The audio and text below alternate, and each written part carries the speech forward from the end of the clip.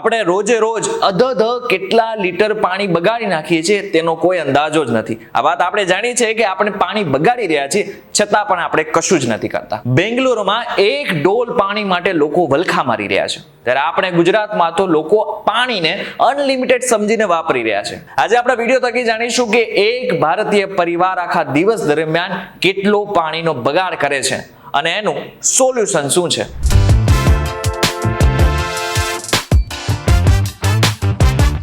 નમસ્કાર, VTVGujarati.com પર તમે જોઈ રહ્યા છો ડેલી ડોઝ અને હું છું આપનો દોસ્ત કરણ. આપણે જેવી રીતના પાણીનો દુરુપયોગ કરી રહ્યા છીએ તે જોતા જ લાગે છે કે આવનારા સમયમાં આપણે પાણી વગર રહેવું પડશે. એ સમય હવે બહુ દૂર પણ નથી. વિચારો, તમારા ઘરમાં જે નળ છે એમાં એક ટીપું પણ પાણી નહીં હોય ત્યારે થશે શું? વિચારો, તમારી પાસે અત્યારે એક જ ગ્લાસ પાણી હશે તો તમે કોને આપશો? બીજાને કે પોતાને? આપણે બધા જ જાણીએ છીએ કે આ પૃથ્વી ઉપર 71% પાણી છે અને એમાંથી માત્ર 3% જ પાણી માત્ર પીવા યોગ્ય છે. આને તમે એવી રીતના સમજી શકો છો કે આખી દુનિયાના પાણીને 4 લીટર સમજો.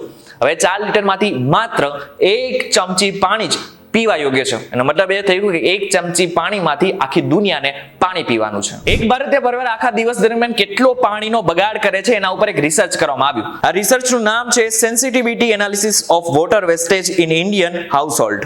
આ રિસર્ચ પ્રમાણે એક ભારતીય પરિવાર લગભગ 45 લીટર કરતા પણ વધુ પાણીનો બગાડ કરી નાખે છે. આ પાણીની માત્રા એ માત્રા છે કે જે તમે સવારે ઉઠો છો ત્યારથી લઈને રાત્રે સૂવો છો ત્યાં સુધી તમે જે પાણી વાપરો છો, વેડફો છો તે છે. ધારો કે એક નળમાંથી ટીપે ટીપે પાણી વેડફાય છે તો આખા વર્ષ દરમિયાન એ પાણી ભેગું થઈને 5 લાખ લીટર જેટલું પાણી વેડફાઈ જાય છે. હવે જ્યારે આપણે બ્રશ કરીએ છીએ કે પછી હાથ ધોઈએ છીએ તો આપણામાંથી ઘણા બધા લોકોને એવી ટેવ હોય છે કે નળ ખુલ્લો રાખીએ છીએ. બ્રશ કરતા સમયે ઘણા બધા લોકો નળ ખુલ્લો રાખીને બ્રશ કરતા હોય છે. હવે આના જ લીધે રોજે 27 લીટર પાણીનો બગાડ થાય છે. એકવાર ટોયલેટ ફ્લશ કરવાથી 20 લીટર પાણીનો બગાડ થાય છે. હવે જો ઘરમાં 4 સદસ્ય હોય તો આખા દિવસ દરમિયાન 100 લીટર જેટલું પાણી વેડફાઈ જાય છે. 4 સદસ્ય વાળા ઘરમાં જો એક વોશિંગ મશીન વાપરવામાં આવતું હોય અને એ પણ રોજે, તો આખા દિવસ દરમિયાન 30 લીટર પાણી વેડફાઈ જાય છે. હવે જો કોઈ પરિવાર પાસે એક કાર હોય અને એને રોજે સાફ કરવામાં આવતું હોય તો આખા દિવસ દરમિયાન લગભગ 500 લીટર પાણી આમ જ વેડફાઈ જાય છે. હવે આપણે આ વાત કરી કે જે પાણી આપણે ખાવા પીવામાં યુઝ નથી કરતા, મતલબ કે બાકીના કામોમાં યુઝ કરીએ છીએ, પરંતુ જો આપણે પાણી પીવા માટે જે પાણી વાપરીએ છીએ એની વાત કરીએ તો એક આરો એક પ્યોરિફાય માંથી 1 લીટર પાણી મેળવવા માટે આપણે 3 લીટર પાણી વાપરવું પડે છે. એક સામાન્ય પરિવાર કેટલો પાણીનો બગાડ કરે છે. અચંભામાં નાખે એવી વાત છે કે જેના ઉપર આપણું આખું જીવન ટકેલું છે એ પાણીની આપણે કદર જ નથી કરતા. હવે આપણી આખી સોલાર સિસ્ટમમાં માત્ર પૃથ્વી જેવો એક ગ્રહ છે કે જ્યાં પૂરતા પ્રમાણમાં પાણી છે. એટલા માટે જ આને બ્લુ પ્લેનેટ તરીકે ઓળખવામાં આવે છે.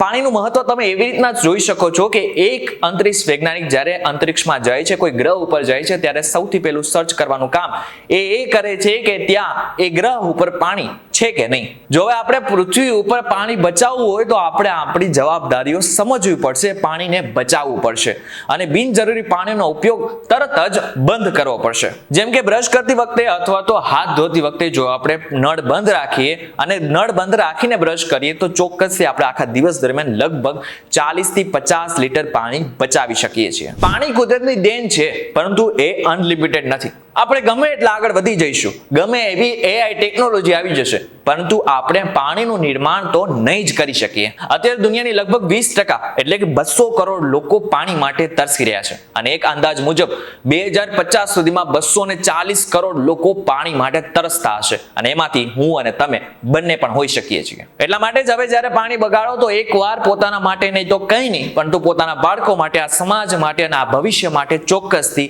એકવાર વિચાર કરજો. એક દિવસ પાણી નથી આવતું તો આપણે કેટલા બેચેન થઈ જઈએ છીએ. તો વિચારો, આખા વિશ્વમાં તો કેટલા બધા લોકો એવા છે કે જેમને તો સાફ પાણી પીવા માટે પણ નથી મળતું. એટલા માટે આજથી એક નિયમ લઈ લો કે કોઈ પણ ભોગે પાણીનો બગાડ તો અમે કરશું જ નહીં. હવે તમે કેવી રીતના પાણીનો બગાડ કરતા અટકાવી શકો છો અને તમે શું શું કરો છો એના માટે એ અમને કોમેન્ટ કરીને ચોક્કસથી કહેજો.